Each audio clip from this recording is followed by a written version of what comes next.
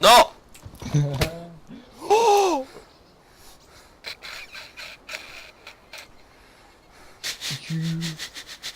What just happened? What just happened? Did you guys just RDM someone? Each other?